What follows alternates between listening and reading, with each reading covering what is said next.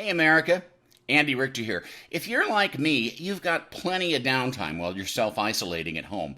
And like many of you, I have been going through a lot of books these days.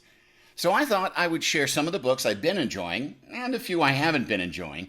It's time for Andy's Book Nook.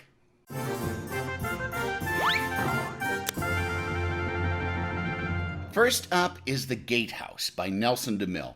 You know, I've been meaning to check out this book for a while. It's literally been sitting on my shelf for years, but I never got around to it. Then about a week ago, I ran out of toilet paper at my house. Desperate, I grabbed my copy of The Gatehouse, and boy, am I glad I did. Its pages were surprisingly thick and soft, and as you can see, I'm almost finished with the book. I never want it to end. I highly recommend it as toilet paper. I give this book 4 squares out of 5. Next up is Anna Karenina. This is a classic book, but an absolute disappointment as toilet paper.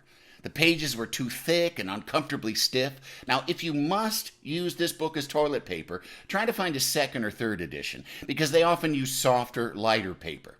Good rule of thumb, edition 2 for number 2s. For this first edition, 2.5 squares.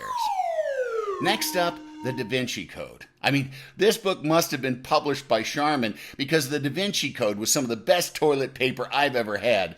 Absorbing and absorbent. I finished a copy of this book in one sitting after accidentally eating some expired bologna. 5 squares. Next up, this issue of Vanity Fair magazine. Now, if you think a high-end glossy magazine would make bad toilet paper, you're right. I would give it 0 squares, but the perfume samples did come in handy. Vanity Fair, 1 square. Well, that's about all the books I have time for, but before I go, some advice. If you're going to use a book as toilet paper, for your own personal safety, avoid pop-up books at all costs. Back to you, Conan.